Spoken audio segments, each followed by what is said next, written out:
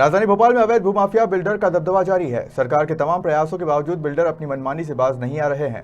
ताजा मामला भोपाल के कुल्लार थाना क्षेत्र से सामने आया है, जहां एक बिल्डर अमर यादव मधुबन सिटी ने महज एग्रीमेंट पर ही बिना रजिस्ट्री के डुप्लेक्स का निर्माण कर दिया। फरियादी संजीत सिंह ओबरॉय के मुताबिक 14,000 स्क्वायर फीट भूमि का एग्रीमेंट 50 लाख रुपए में 2014 में बिल्डर से किया गया था, जिसके पैसे 8 महीने में अदा कर रजिस्ट्री करवानी थी। लेकिन बिल्डर ने 3 साल का इंतजार करवाकर 30 लाख रुपए ही अदा किए और रजिस्ट्री नहीं करवाई। उसके बाद बाकी के बचे रुपयों के लिए बिल्डर फरियादी को टाल मटोल करता रहा।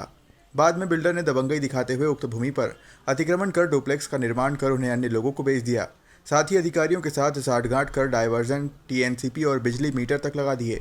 पूरे मामले की भनक जब भूमि स्वामी को लगी तो उन्होंने मामले की शिकायत की और न्याय की गुहार लगाई।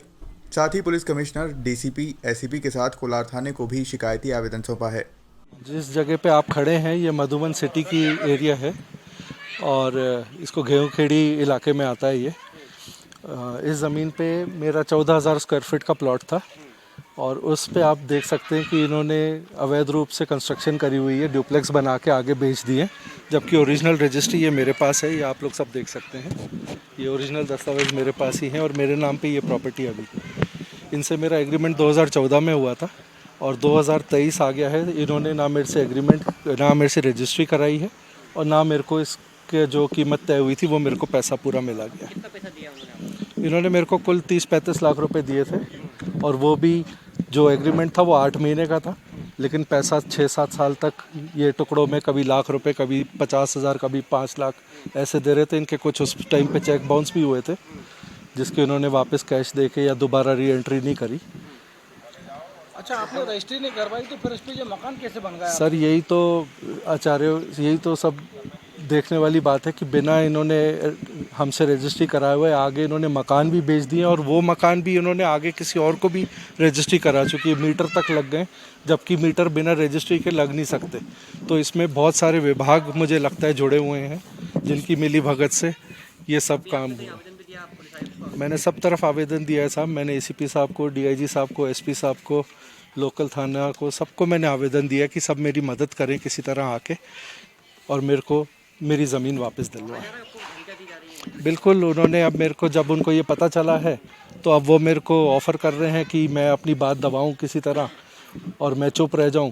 मेरे को परेशान कर रहे हैं, मेरे को फ़ोन कॉल्स लगवा रहे हैं, लेकिन मैं डरूंगा नहीं साहब, क्योंकि मैं अपनी हक़ की लड़ाई लड़ रहा हूँ और ये जगह मेरी है, तो मैं अपना सिर्फ हक़ मांगना चाह रहा हूँ। सीमांकन भी नहीं हो पा रहा आपका, आप आवेदन दे चुके हैं? जी, मैं 2-3 बार आवेदन दे चुका हूँ जाके सीमांकन के लिए, लेकिन हर बार वो किसी ना किसी वजह से आपत्ति लगा देते हैं, क्योंकि उनके लोग वहाँ बैठे हुए हैं तो लोग उनकी सुन रहे हैं। इसलिए मैंने फिर कलेक्टर साहब को और सब तरफ मैंने भी अपनी एप्लीकेशन दी है। पैसों से डिमांड हो रही है क्या? कहाँ पे? पैसे नहीं? बिल्कुल हो रही है साहब, कौन मांग रहा है पैसे? सब मांगते हैं साहब। आप तो आज जहाँ खड़े हो जाओ, जिसको पता है कि मेरे को वो दबाने की कोशिश कर रहे तो वो और दबा देते। क्या नाम है बिल्डर का जिसने? आगे का क्या प्लान है आपका, ये बताइए। सर प्लान तो ये है कि लड़ाई तो मैं लड़ूंगा सर, जब तक मेरे को ये ज़मीन मेरी वापस नहीं मिलेगी। मेरे को उनसे कुछ नहीं चाहिए, क्योंकि अगर उन्होंने टाइम पे पैसा दिया होता तो अपन इतनी बात ही नहीं करते। बिल्डर ये अमर यादव हैं और अमर व्यास हैं और सौरभ यादव हैं। ये तीन। कितनी जमीन है? 14,000 स्क्वायर फीट है सर। जाएंगे आप? बिल्कुल जाना पड़ेगा तो बिल्कुल जाऊँगा। भोपाल से उमेश यादव की रिपोर्ट।